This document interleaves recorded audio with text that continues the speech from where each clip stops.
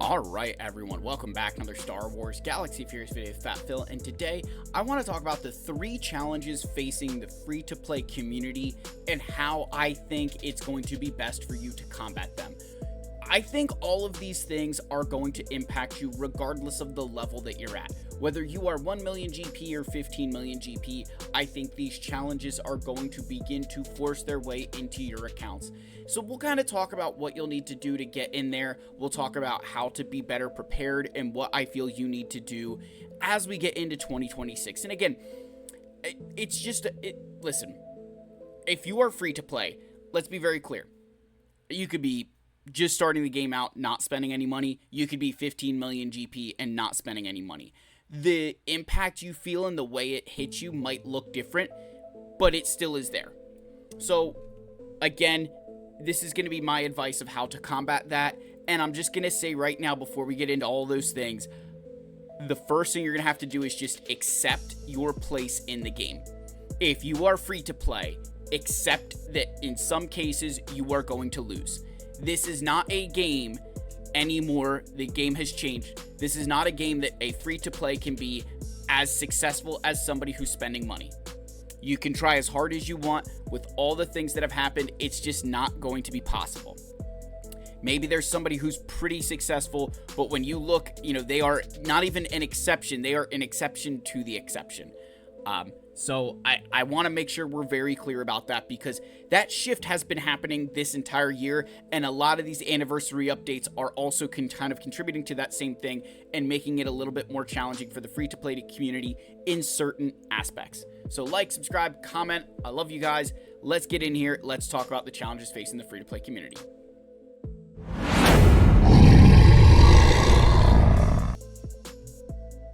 Alright, so the first one just kind of related to the Coliseum and these era units. The big thing with the Coliseum that I think is not as friendly for the free-to-play community right now, and it's not even maybe the Coliseum as much, but it's the way that Relic 10 is released. Where Relic 10 is kind of sitting in shipments here, it's going to be a while before a lot of us get, significant amounts of Relic 10 materials. Here's where I think the problem lies. It's not even these materials as much as I think it will be this stuff here. Corrupted signal data. This, in my opinion, was, I think, one of the harsher changes where you can get this new piece. Well, it's forcing you to farm new signal data, which they kind of said, oh, this new piece won't interrupt your normal signal data farming. This is interrupting it, because I need my normal signal data to get characters to Relic 9, and now I need to go above and beyond that to get materials for Relic 10. Now, you could also say that it's available in the raids, for raid currency, which sure, but I need those materials to get Relic 8 and Relic 9s, so that way I can then get to Relic 10. So I feel like this piece was a really oppressive system. I felt like this was one of those parts that I haven't got a lot of chances to cover all this stuff. We've had a lot of things going on in the Fat Phil household, but I think this change, the Relic 10, this new corrupted signal data, I felt this could have been handled better. I think it probably should have just gotten a node in Cantina, rather than the way it was done. Maybe keep it for raid currency and add it as a node in the Cantina. I think that would be a lot less of an oppressive system than what it is currently, because, again, the argument being you add it in the Cantina, you're like, oh, but I don't feel like they took enough of the signal data away and to replace it with that piece, that it still is just an insurmountable mountain to climb right now. And while signal data has gotten a little bit easier with some pieces kind of getting thrown on the episode track, on the free side, and you can even purchase some in the episode shipment store, it still is not enough right now that you're like, wow, I've got so much more. That's just not the case. So I think that is an area that a free-to-play are going to feel that struggle on, and again, thinking about what happens when Relic 11 releases, maybe you have more access to the Relic 10 stuff, but if you don't have access to corrupted signal data, it kind of exacerbates the problem. So that's an area where I think free-to-play are really going to struggle. The next area is actually kind of, it's funny, it's in the episode pass here, right? So I buy the $20 a month pass. I buy this every single month.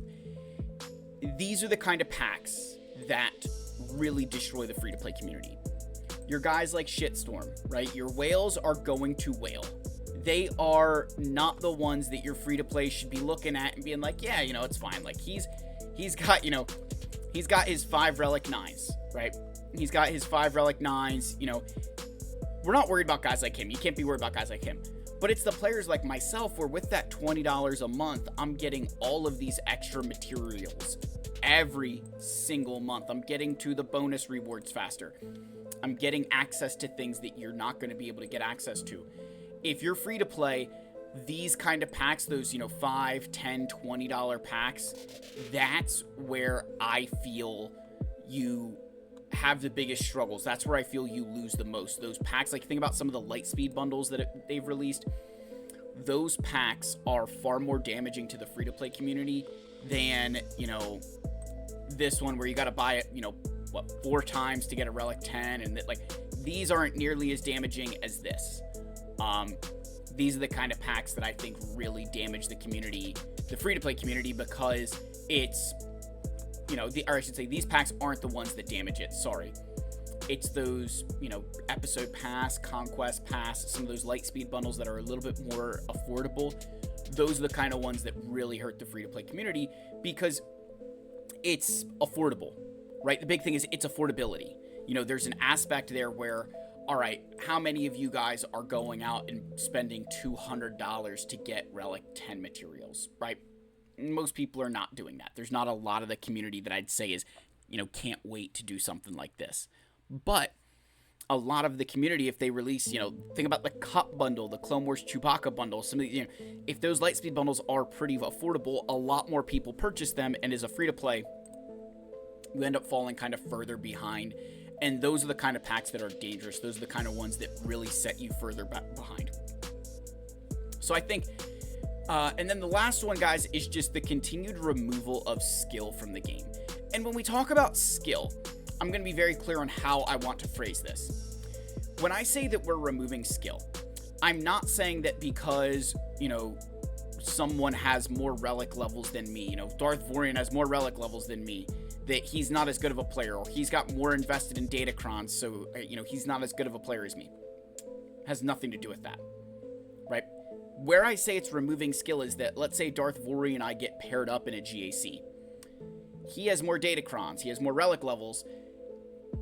It's going to take less of his skill, which is, say, equal to mine. He doesn't need to use nearly as much of that because he has the advantage in Datacrons, because he has the advantage in Relics.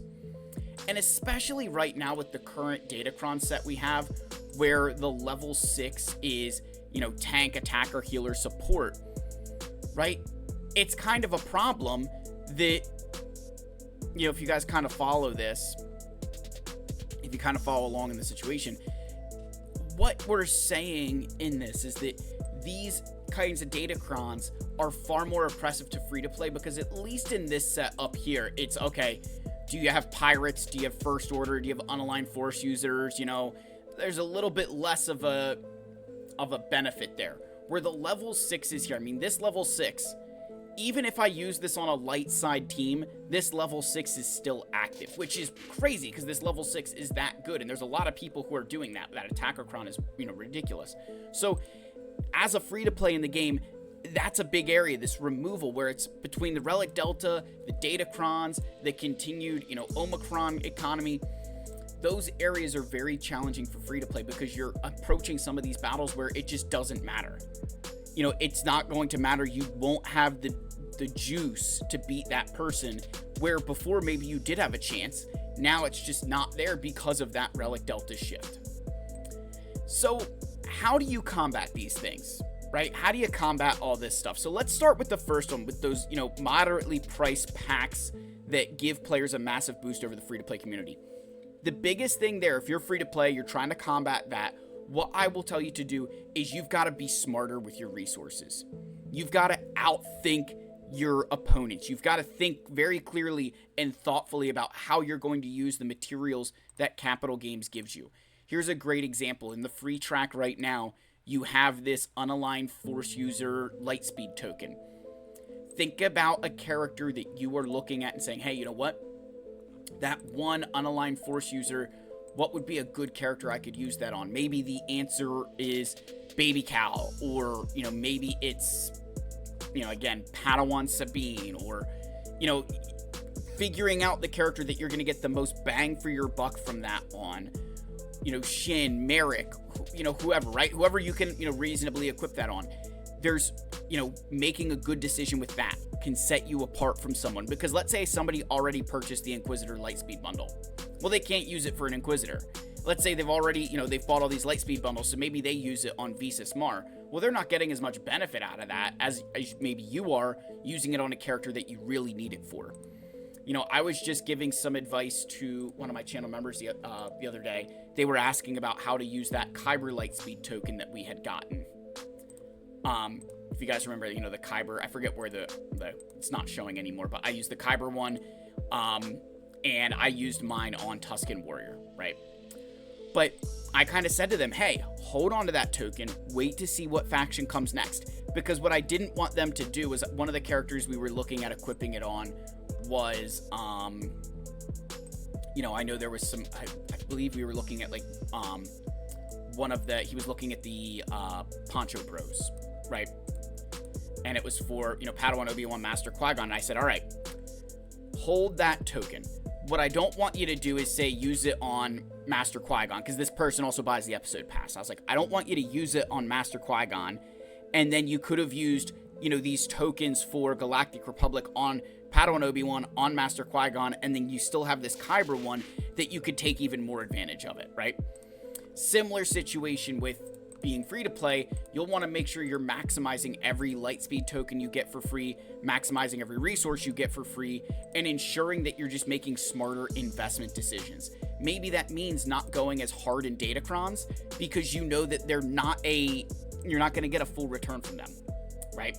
Like you really don't get the crystals, back that you put into Datacrons. It's very, very challenging to do that for a lot of us. And a lot of us just accept it that if you want to be, semi-competitive in the game, that's kind of what you need to do. I have a guildmate who's very competitive with very minimal Datacrons. It's really impressive. It's something that I could not do. So you just have to recognize, okay, maybe I'm not going to spend on the Datacrons, and I'm going to invest those resources into something more long-term, like relics, mods, whatever else. So, it sounds silly, but there's a lot of ways that you can just be smarter with your resource investment. The next thing that we mentioned here had to do with the signal data, right? And this corrupted signal data, and how do you want to deal with, like, Relic Delta, if you will. I'm going to tell you the best piece of advice is going to be ignoring it. I would just ignore it right now. You cannot, if you are free to play, unless you are in the very end game, you need to pretend that kind of stuff doesn't exist. Do not get wrapped up on trying to, if you're earlier in the game, do not get wrapped up trying to build a bunch of Relic 10s and invest in all these resources that are just going to sit in your account for forever. Like, for a lot of you, you don't remember my account when it looked like this because we've spent a lot of them.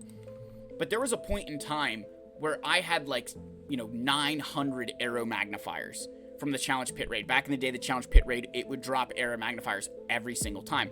I had 900 of these things, and I had 20 of these. Impulse detectors for a very long time were a much harder bottleneck for me than arrow magnifiers. Now obviously it's about a 50-50 split, but the argument I'm making there was that as valuable as these were, it meant nothing to my account. So going and trying to, build a stockpile of Relic 10 stuff is only going to matter if your roster has the ability to use it. So kind of, building on that first point we made, investing smarter, invest in what's going to benefit your account, which for some of you might be to get to Relic 8, get to Relic 9, get to Relic 7, get to a Relic level that you can then build from. If you are at that point in the game where you feel you do need to be investing in Relic 10s, I would personally just make sure that you're hoarding onto some of it. Because what you're going to have to be able to think about is, let's say that, in 2026, they release a Journey Guide event. That they're definitely going to have a Relic 10 requirement, if not, a couple. What you're going to need to be able to do is react to that. And I'm not saying that you won't have this chance, won't have that opportunity, but there's a lot of times where I've seen players who, when Relic 8 was released, there's a bunch of players I knew, they invested a ton of their resources into Relic 8. They built a ton of Relic 8s, and then Lord Vader came out.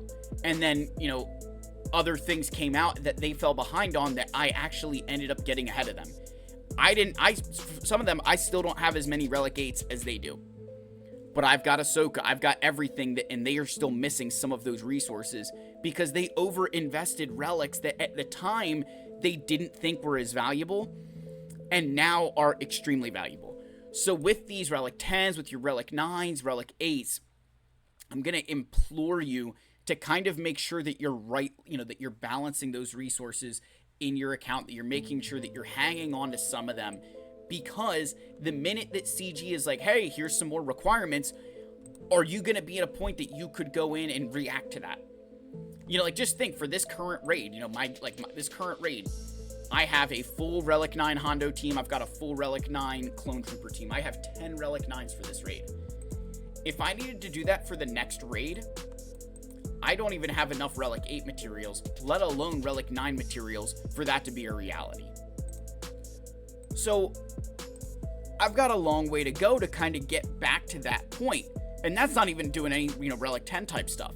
So the discussion here, the point to take away from that is recognize what your account is right now and make sure that you can at least get yourself comfortable to where if requirements did come out tomorrow, are you going to be able to react to them immediately, or are you going to have to spend time obtaining those resources and then finally getting ready for that journey guide? And will there be people who maybe don't spend as much of their relics but are much more prepared for that economy change, right? Or much more prepared for that requirement. Now, the final thing we talked about here is the removal of skill between, obviously Coliseum kind of level gating you, Grand Arena, Territory Wars, this just areas, Datacrons, all those areas where they've just kind of removed skill from the game. And again, remember, it's not removing skill from a player like Tassanex and saying he's not as good. His skill is there. The difference is he doesn't need to exercise nearly as much of it to beat somebody with a weaker account. If you are the person with the weaker account, I'm going to tell you that it's just an acceptance thing at this point. I could try to tell you to do this, to do that, do that. Some days, it's just about mailing it in. It's going to be just accepting that the game has evolved. The game has changed. There's a lot more emphasis on the now. There's a lot more emphasis on the newest, the latest and greatest. And if you don't have those things, you're going to get punished for it. And there's a part of me that accepts that and is like fine with it. And there's a part of me that gets very upset because one of the beauties that was Galaxy of Heroes is going into a Grand Arena realizing that either party had a very solid chance to win, barring that there was at least some parity between the accounts. Sometimes it was just not a chance in hell. But you figure like most of my matches, there was at least a shot, where now that is fewer and further between because of all the, Relic Delta, Datacrons, and other things. So it's just about accepting it and moving on with our lives. So, guys, that's kind of the areas that I really see free-to-play struggling with right now. It's, kind of balancing all of those things and recognizing to a certain extent you just got to accept that your account is going to struggle in certain areas. But I also think it's just about managing your resources a little bit better and remembering that when something does come out and something does change, having the ability to react immediately to that will be very important. Even if you're like, oh, well, I don't need to react immediately because I'm not going to get the shards. Do you want to be investing all that time into shards and then the relics and then this and then that into your account? Or do you want to be able to, react in other ways? So, I hope this kind of helps, and I hope this kind of sees where my mind is going, that as a free-to-play in this game, you need to just hold yourself almost to a higher standard of expenditure. It's that classic case of, you go into a store with $100, I go in with $1,000. I guarantee you I'm walking out with more stuff because I've got $1,000. Like, what the hell do I care, right? It's the same thing in this game. If I have more resources, I'm not going to quite care as much where I spend them compared to somebody who doesn't nearly have as much. So that's the video. I love you all. May the force be with you, and I'll see you in the next one. Cheers, my friends.